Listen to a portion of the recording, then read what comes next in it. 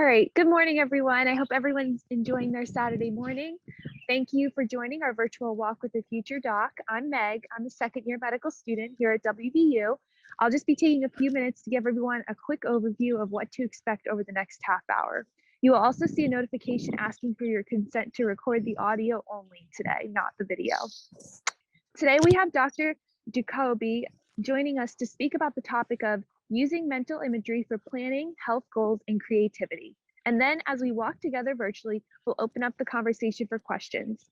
Also, we wanted to mention that our Facebook page is WVU Walk with the Future Doc, and it's the best place to look for updates and information about upcoming walks. Thank you to everyone for joining us today. Now I'd like to introduce everyone to our speaker.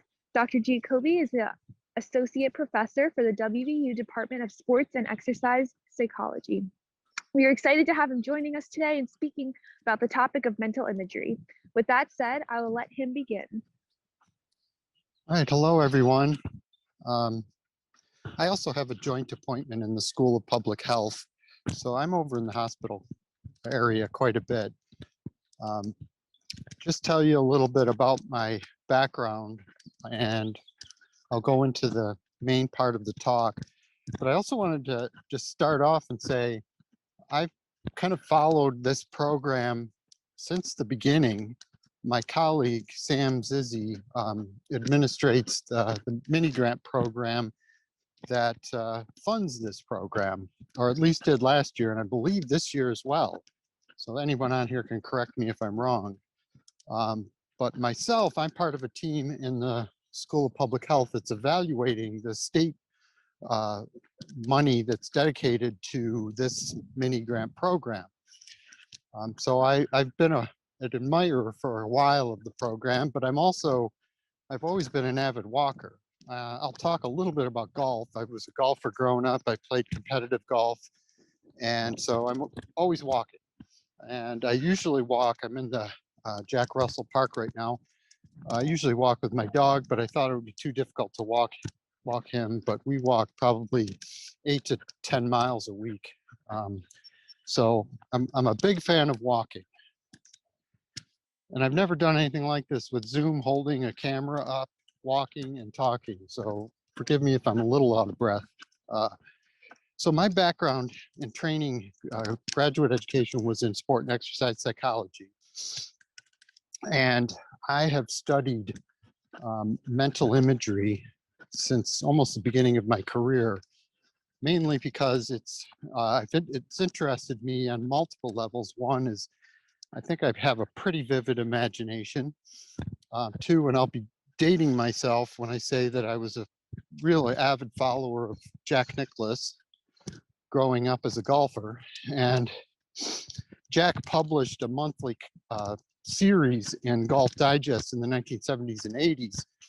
And many of them, he described imagery on the golf course, how it applied to golf.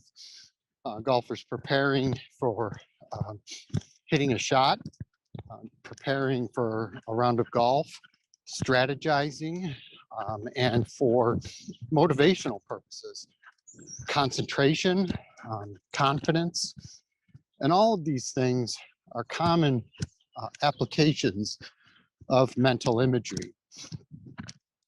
And so I've been a lifelong golfer. I've also been a lifelong martial artist, and I use imagery in almost every aspect of my life. Now, it's kind of a good news and bad news sort of thing with imagery. Imagery is really a thought process where you visualize an experience. It could be a goal. It could be something in the past, like a particularly meaningful event. It could be something you're planning for.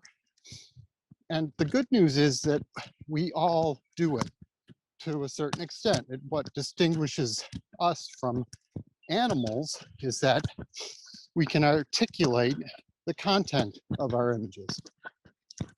And imagery has been written about for centuries by philosophers, doctors, psychologists, artists, about in a whole range of different ways. So that's the good news about imagery, is that we all can do it. The bad news is it's not easy to do in a systematic, applied way. And there are ways that we can learn and understand how to use it to achieve our goals. And what I've done over the years is I've studied athletes, highly successful athletes, and active exercisers to learn how elites, as I would define them, use imagery to help them achieve their goals or just in their daily lives. So we've learned a lot over the years, and my research teams have been a part of studies and trials to increase physical activity, cope with food cravings, and more recently, smoking cessation. And so I'm really interested in how people achieve those types of health goals. And there's several points, and I'll return to some of these as we go along. But one of the several points are, one is it takes practice to use it effectively in a way that will really help you achieve your goals. And with that practice, and what we know from elite athletes is that their images are vivid, okay?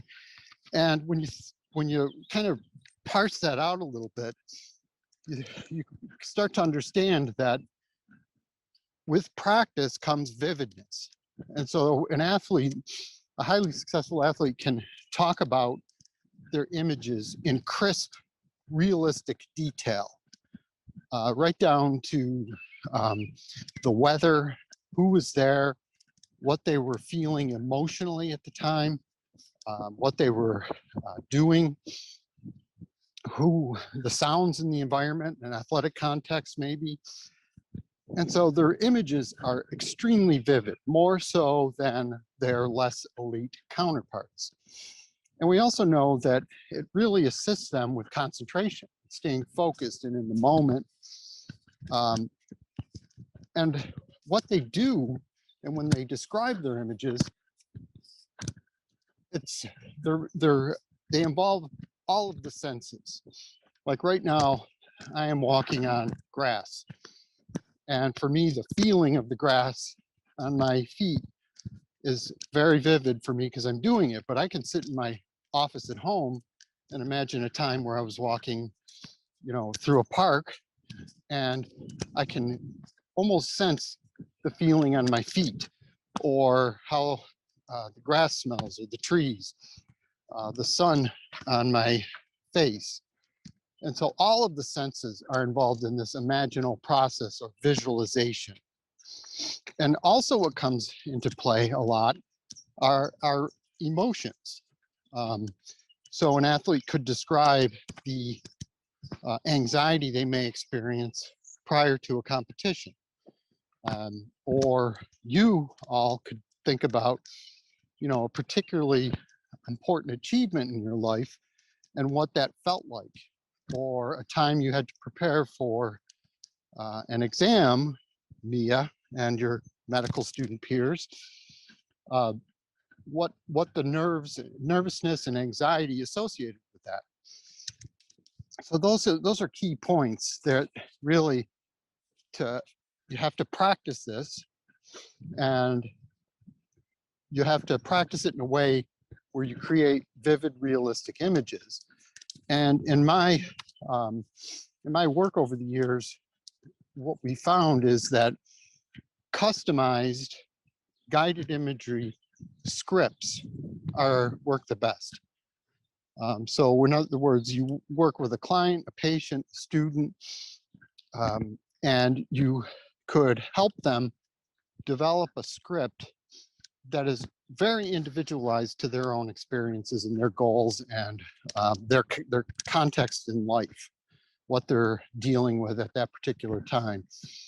And they start often as a written script that could, if you read it, it would take maybe anywhere from 3 to 20 minutes 2 or 3 to 20 minutes to read.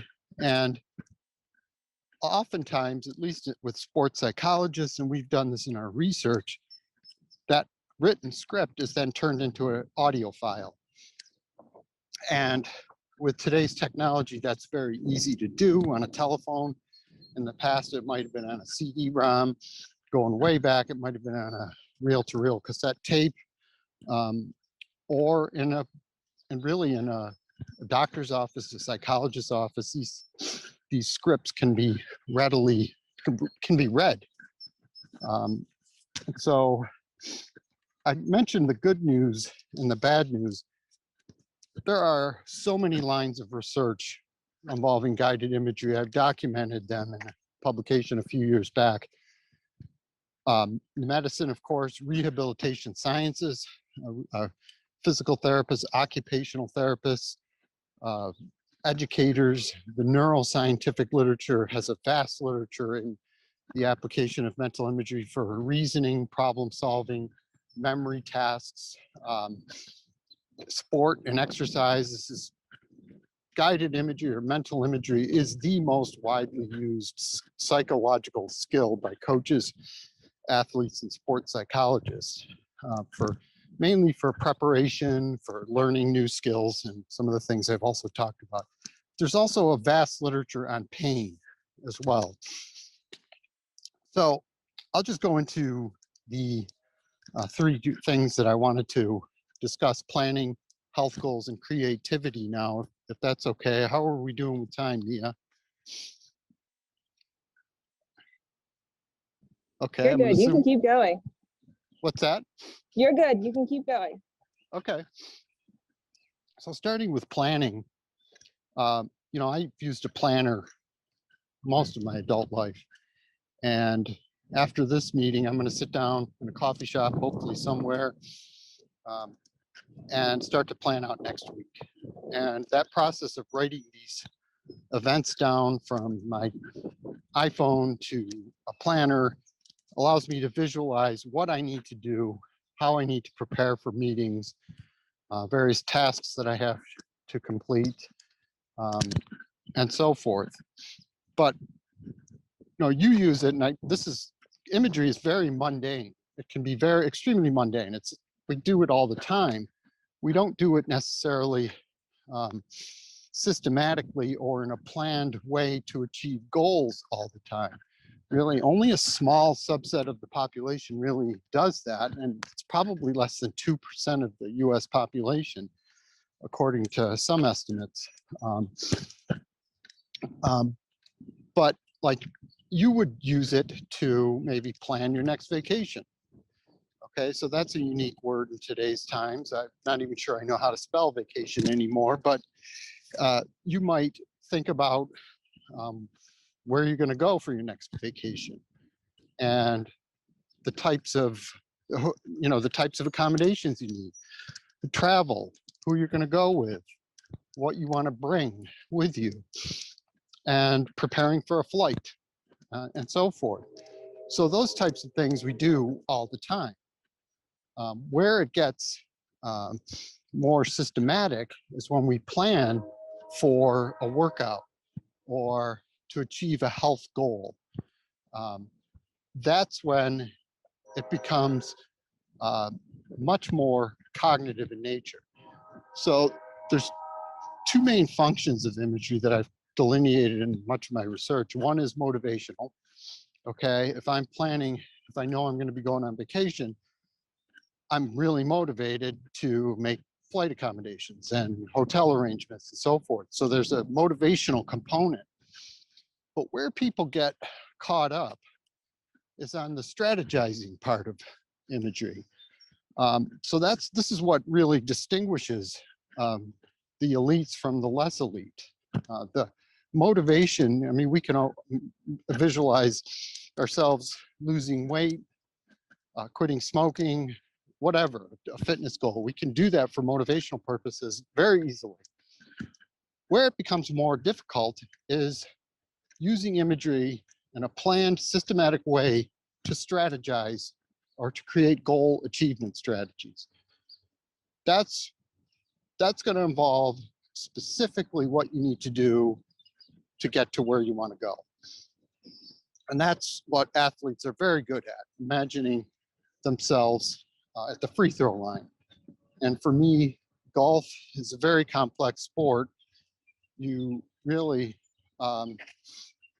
walk around. Mark Twain called golf a good walk spoiled. You really have a lot of time on your hands on the golf course to prepare for discrete actions that really last less than a second or 2 seconds. Swinging a golf club is a very rapid action. So planning that shot and the form that's required to hit a golf ball towards a target is a complex neurological, neuromuscular task. And that's what, like I've said, elites are very good at, imagining that performance and the strategies or the preparation for an event. So the motivational aspects are easy. The cognitive preparations and strategizing become more difficult. So with elite exercisers, I'll call people who are highly active, they will describe a workout in vivid detail, what they'll do from the start to the end. They might also imagine how they're going to get through any pain or discomfort that may occur as a result during the workout. So there's a whole world of coping with pain out there, clinically, medically, and there are folks using guided imagery, testing it for coping with pain. I'm interested in it for discomfort during exercise. Not too many people run marathons, or not too many people lift weights 5 days a week, or do other types of difficult physical activities regularly, or are highly active at it. And so how we get through those moments is something that really interests me a lot. Okay, I did prepare note cards for this, and I'm just gonna go through and make sure I've covered most of my points. Okay, so planning, we've talked about that. Where, who, with what, we talked about the vividness of imagery required or used, or the characteristics of elites have very vivid images. So what about health goals? So motivation, that building confidence, imagine yourself losing weight, being a certain level of fitness. That's the easy part. The hard part is the cognitive aspects, the planning. So imagining yourself planning meals, for instance, for a week, avoiding mindless eating and avoiding fast food. Imagining yourself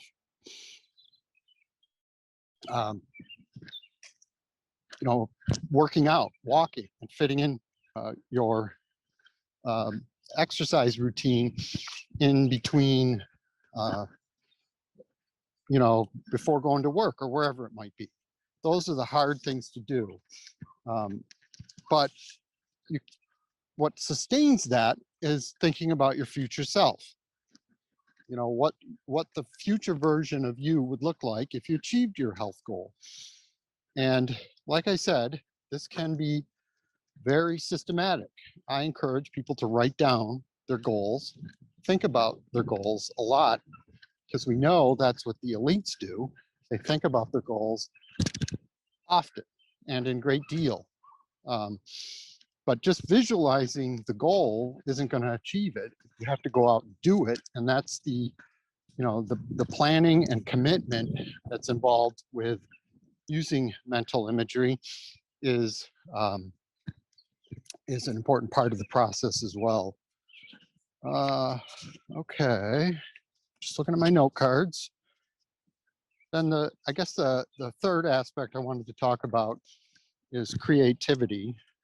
And what I'll say about creativity is this is the area I know the least about, but it is also an area that there's a lot of literature out there about how artists, performing artists, use mental imagery. I'm most familiar with the work that's been done with like performing artists, dancers. I've reviewed quite a few manuscripts, and someone that I know of out at the United Kingdom actually has done a lot of research with dancers. But you can think about how imagery is appropriate for creating something, like a painting or a ceramic product, and what that would feel like actually doing it, what that would look like, and all of the sights, sounds, and textures associated with creating something, and then having that product in front of you. So musicians use imagery to imagine the sounds of a musical instrument or their voice.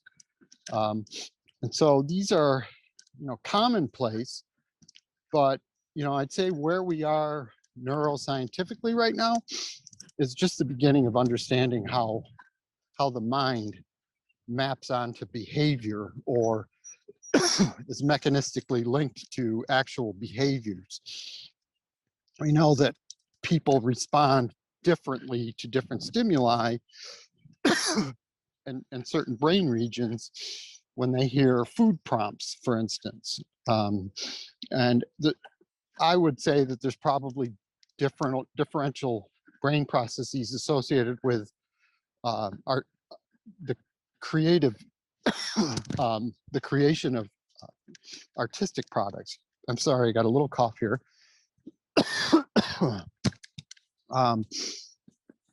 So I'm going to head over to my car right now because my battery is not used to being on Zoom on this, and I'll stop there to see if anyone has any questions or discuss this further.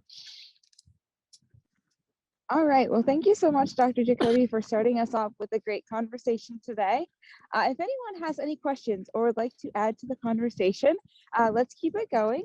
So you can unmute yourself and ask your question out loud, or you can send your question in the chat. You can send it to everybody, or you can send it to me. And my name is Mia, and I'm a second-year medical student at WVU. So we'll go ahead and continue on the conversation. Dr. Giacobbi, I have a question for you. So for example, if an athlete is using this like imagery, do they use it before they perform, or do they like keep it going during their performance? How does that work? Well, much of it depends on the nature of the sport. I would say all of those times and places, they will use it to some extent. But if it's let's say a rapidly evolving or rapid decision-making sport, like maybe basketball, they may use it more before the competition in preparation for, competing or practice, but then during competition, you don't have a lot of time to think. And so at some point you have to turn off that imagination and really dedicate to being in the moment, present, focused. And so that's another aspect we could talk about. It's very closely linked to mindfulness. And I know you've had my colleague, Dr. Sizzi, talk about mindfulness in the past on this. But to answer your question, it depends a lot on the task and the individual, and perhaps even their coaches and teammates. But it depends much upon the nature of the sport. Okay, thanks. And then there is a question in the chat. I'll go ahead and read it. Okay. And the question is, what kind of imagery could be used to reduce anxiety? Okay, so that's one of the more widely used applications. Stress, anxiety, and the easiest way to use imagery is when you're relaxed. And so typically guided imagery scripts will begin with breathing exercises to get an individual really to just center themselves, focus on the process of breathing. For anxiety, that is probably the single most important skill for coping with anxiety, and that is breathing. But then from there, once you're relaxed, you may start to visualize things that relax you, and imagine places that relax you, or people, or sounds, or sights. And doing this, I think, with a script or an audio file is recommended for folks who experience frequent anxiety. Now, Dr. Hagerty is part of a study we just got published that dealt with pregnant women. And we had 5 guided imagery audio files. And one of them, and the favorite one, was coping with stress. Sleep and relaxation is what we called it. And so we had pregnant women imagine themselves just being in a relaxed scenario, and all the sensations associated with that was their favorite one. It helped them sleep, and it also helped them with just general stress and anxiety. So I suggest an audio file, a guided imagery audio file for anxiety. They can be very short. They can be on a phone like this. You can have very simple MP3 or 4 files. And my students are real good at creating those types of guided imagery scripts. So good question, though. That's a real good question. Okay, another question in the chat to follow up on that is, for people who don't have access to someone who can write a custom imagery script, are there good resources available online to start practicing?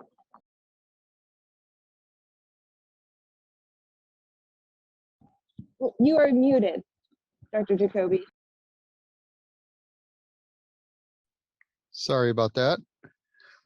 Yes, unfortunately, there's too many of them out there. There are outstanding resources available at the University of Michigan's Cancer Center, I want to say. A lot of that is dealing with stress, anxiety, pain. I can't vouch for the quality of all the work that's out there, but yeah, there are a lot of self-help applications in bookstores for stress and relaxation.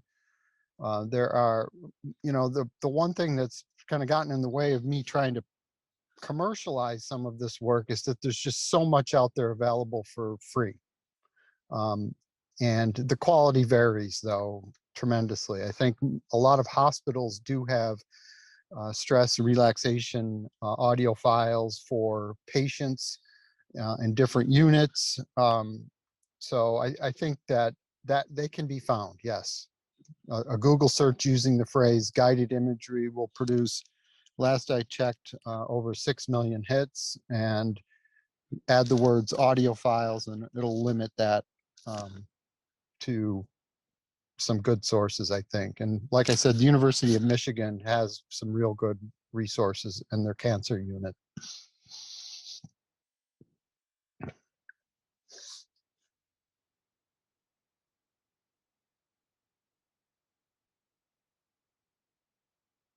A lot of people are muted.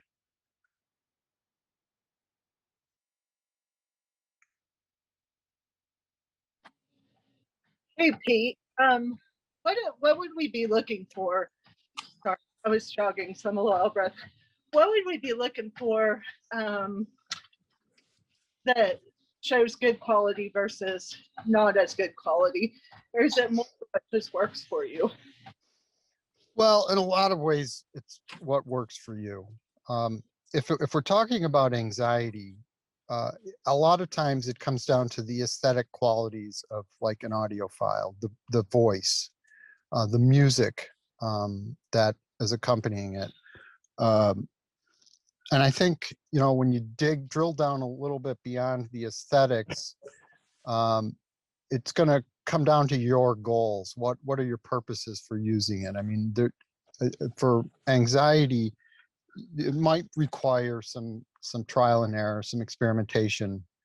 Um, you know, a lot of times a good psychologist or therapist will use different relaxation and imagery prompts in a therapy session. And it really comes down to learning what's going to work for you individually.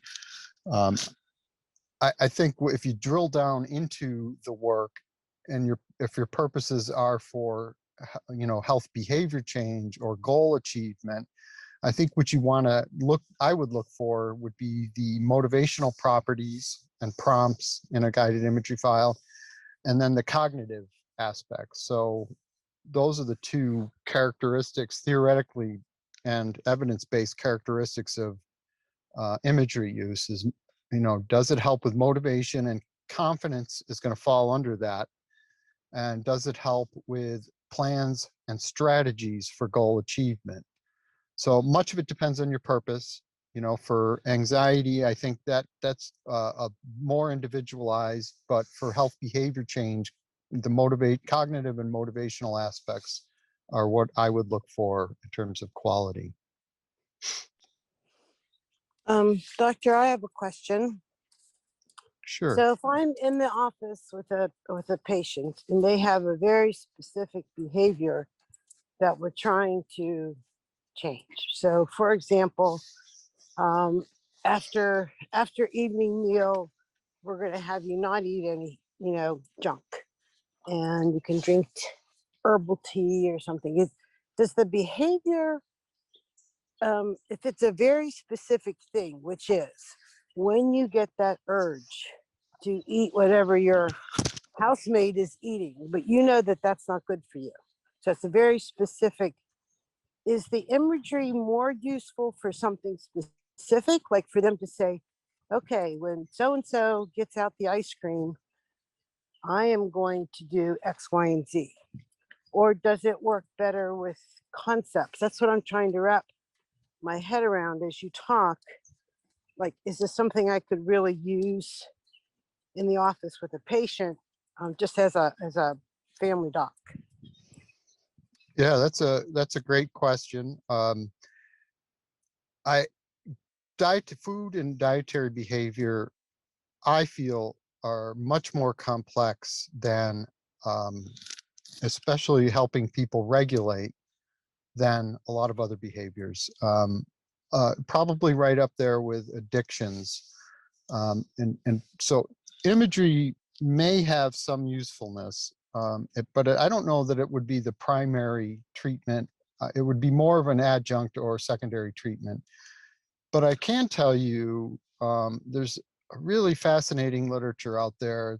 It's a bit paradoxical, and I would be very interested to learn what any MDs or clinicians of any sort have to say about this. But started with some experiments up at Carnegie Mellon, where a group of researchers were looking at food cravings. And they started an experiment where they had people imagine a particular food like cheese or chocolate. Imagine themselves eating cheese or chocolate, what the sights and sounds and the texture of the eating experience with cheese or chocolate would be. And then, for those of you who love chocolate, this might sound like cruel and unusual punishment. They actually put these folks in a room with lots of cheese and chocolate, and they measured how much they ate. And so they had numerous comparison conditions that folks were randomly assigned to. And the idea was they wanted to measure if a neutral stimulus or a relaxing stimulus or watching TV compared to visualizing yourself eating a food resulted in differences in actually eating the food.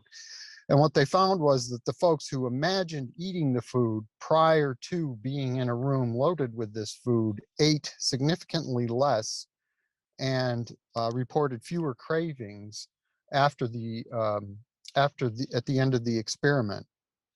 And so I tried to test that with individuals who were struggling with weight or trying to lose weight. And we developed imagery scripts that were highly customized to the individual's desired foods that they were trying to avoid. And we did the same thing. We had them describe an imagery situation of them eating that particular food. And we got some of the most detailed descriptions of chocolate and cake and potato chips. And I had one woman who was doing this actually sitting in a chair and twirling herself around in a chair as she was imagining a particular food. Now, we didn't leave it at that. We, towards the end of the script, there was a prompt that said, we built it in that said, okay, now I realized I've had enough of my cake. I'm going to put it away. I'm remembering my health goals, and I'm going to put it away and not eat anymore right now. And we found significant reductions in cravings after 5 weeks of imagining those scripts. So I think the clinical lesson here is be careful with food, but you can work with someone to talk about their cravings and develop what I would say are confidence enhancing messages in an imagery script that helps them or has them visualize regulating the food, putting it away, rather than totally avoiding the food, which isn't realistic in a lot of cases, I think. But, you have them imagine themselves eating a certain portion, but controlling portion sizes. So that's a long answer to a very complex question. It makes sense though, because you're right. Sometimes people just get the bag of nuts out and eat out of the bag. And we're always talking to them about take your nuts, take your 1 ounce, put it in a bag, eat it. So if they could imagine themselves doing that, oh, I want nuts. Okay, I can have my nuts, but I have to go and measure them. Maybe if they imagine it enough, that behavior then becomes more rote. Yeah. And I think what the neuroscientists out there have speculated that by imagining the food, you're creating satiation in your mind's eye, or you become less, you have less desire. And there's certain brain mechanisms that may start to explain that. But from a practical clinical sense, I've just had a hard time convincing, I guess, docs and dietitians that actually imagining the intake of a food you're trying to avoid with prompts to help you regulate that food is a viable strategy. I've had a real, I just, it's hard to imagine, or it's hard for someone in a clinic to grasp that. It's been my experience anyways, some of the clinicians that I've talked with. And I think it's probably worth experimenting with an approach like that for certain addictions. But again, you run into the abstinence culture and views about substance use. So that might be a tough sell in the field of addiction.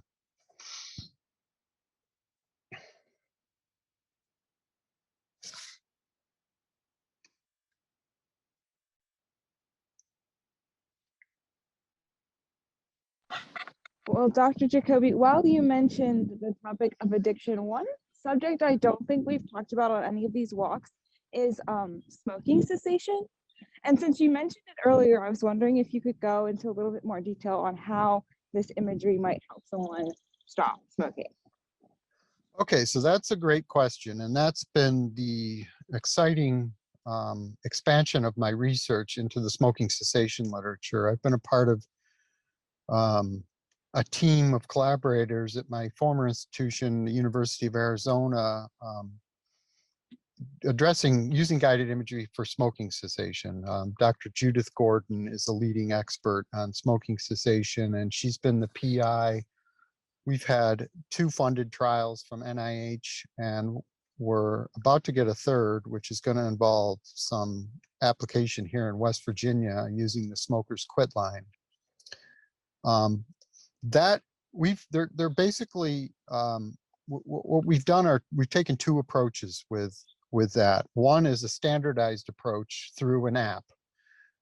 And we tested a multi-health behavior change for women who are trying to quit smoking. And we specifically designed this for women because one of the biggest barriers to quitting smoking that women report is concerns about weight gain.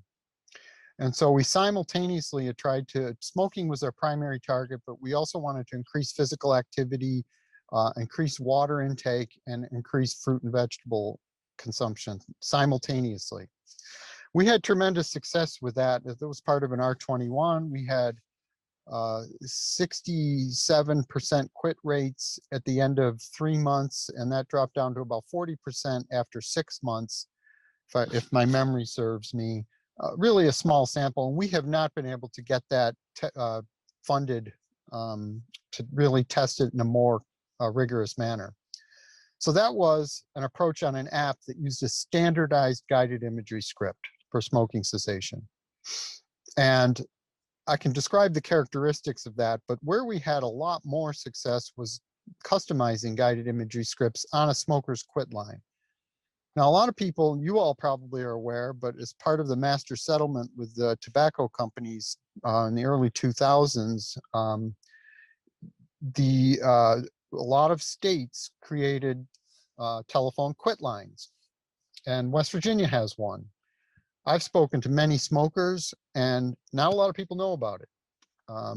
But we do. We contract out with an agency called First Choices, and they run a tobacco quit line. And that's where we had the most success with our guided imagery. And what that looked like, and this is coming to a telephone in telephones in West Virginia pretty soon. We just landed a big grant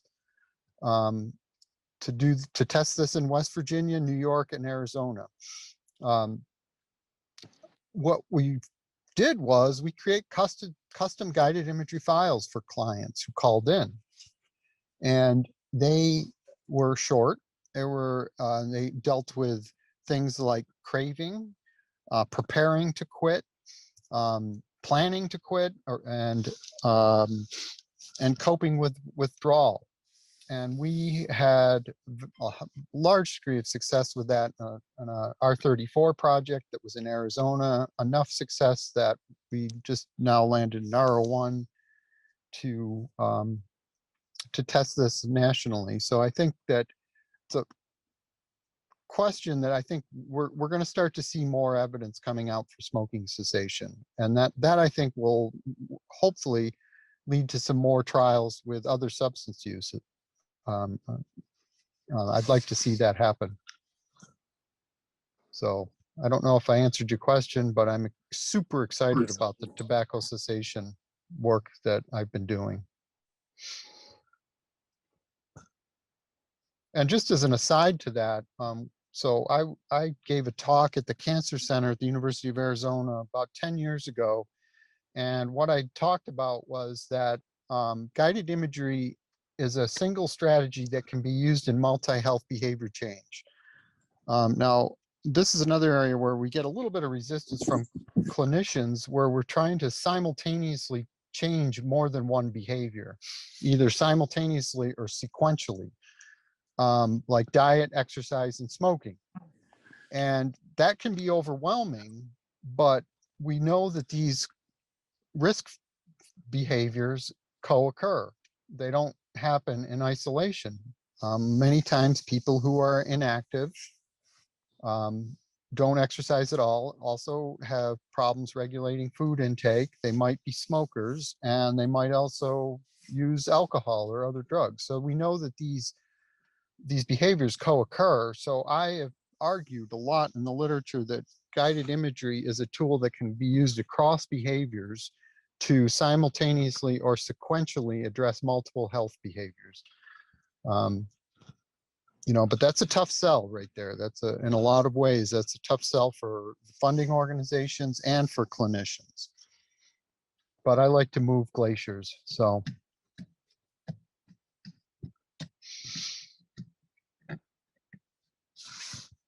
Oh, but I'd be curious what any of the clinicians, MDs on the call would would have to say about trying to simultaneously address multiple health behaviors with a client?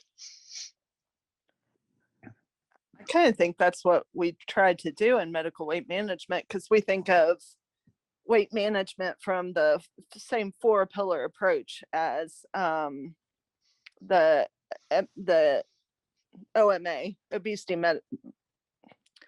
I'm blanking, the Obesity Medical Association. So with their four pillars, it's diet, nutrition, behavior, and medical. And so whenever we're coming up with plans with patients, we're looking at multiple behaviors at one time. Of course, patient directed, but with the guidance of those. So I'm surprised. I wonder, do you know what types of physicians you were working with, meaning specialists versus primary care, or? I am basing that off of more anecdotal conversations and study sections with NIH. Oh, yeah. That's where we run into a lot of the skepticism.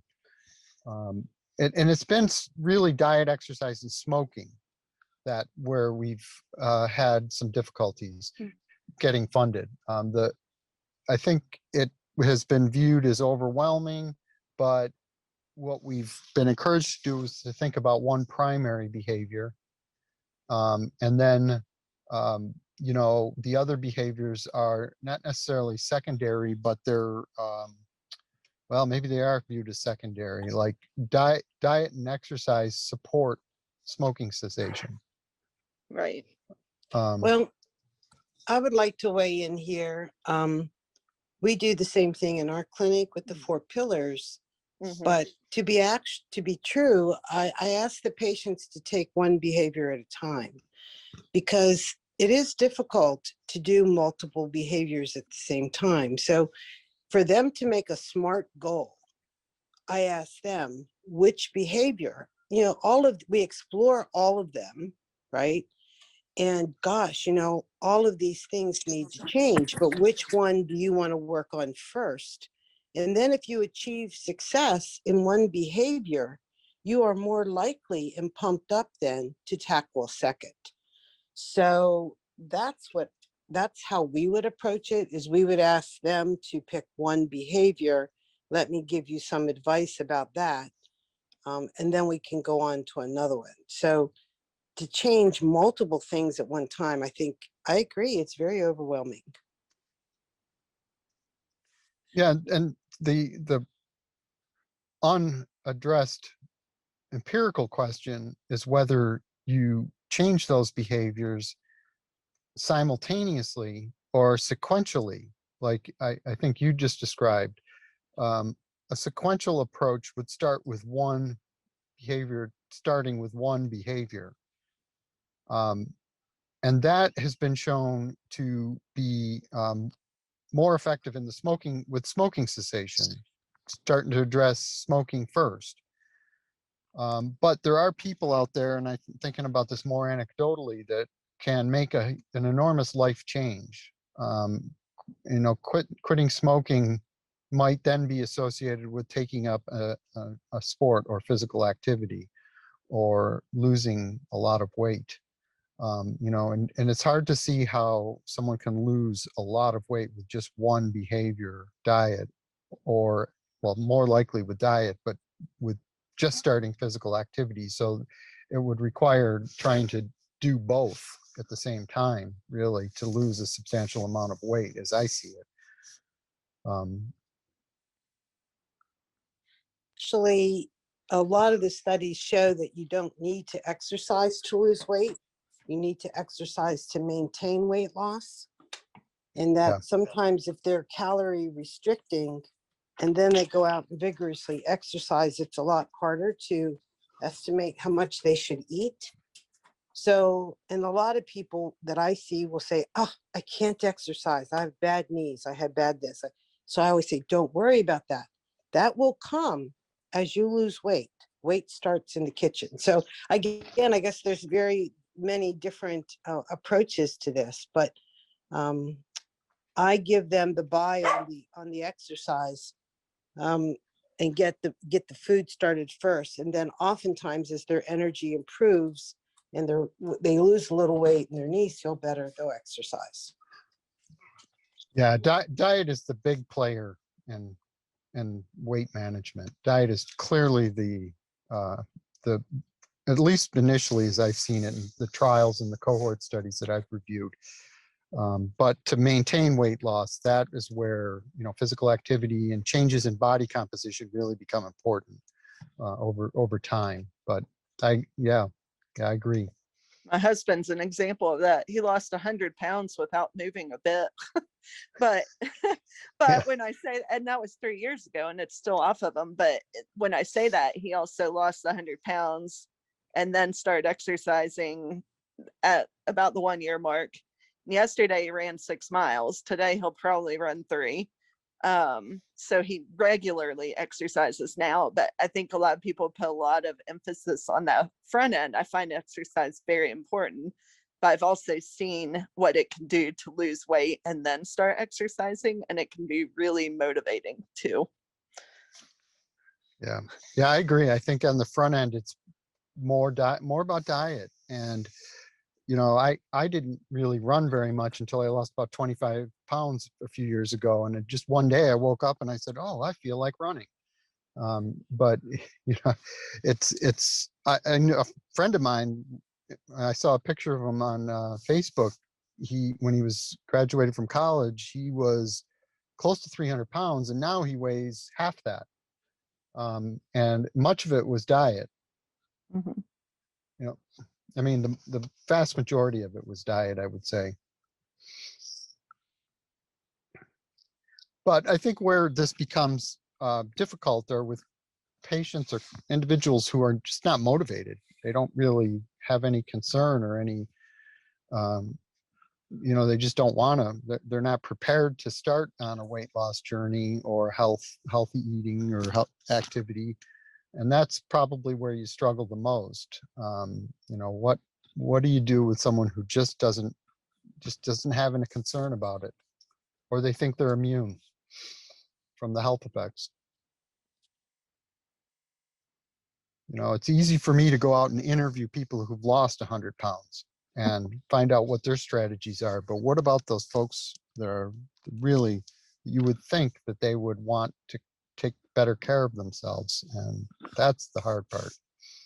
That's your job. You deal with those folks. That's where all the other pillars come in. We have to fix the sleep apnea so that they feel better, so then they're more motivated to lose weight, etc. Yeah, sleep is another area where you know, it's a fascinating area scientifically right now, because folks are looking at 24-hour cycles of activity, sedentary behavior, and sleep time. And you know, guided imagery, the one thing I will say is it can be used to address all of those things, and it has been tested to address all of those things, with mostly success, but not all success. But it is a single tool, as I view it. You know, many of the trials out there that focus on multi-health behavior change have multiple techniques embedded with them in the project. Goal setting, you mentioned SMART goals, nutritional diet counseling. You know, they might have a sleep specialist working with them. Whereas I look at guided imagery as something that has been used across all of those different behaviors. And it's a single tool that can be used across all those behaviors. So that is my plug for guided imagery. Well, thank you so much, Dr. Giacobbi, for joining us today and leading the conversation. This was so interesting and so different from the other topics that we've had. I just have one more fun question for you to like round out the hour. I just kind of wanted to know what you are looking forward to doing as the weather gets warmer here in West Virginia.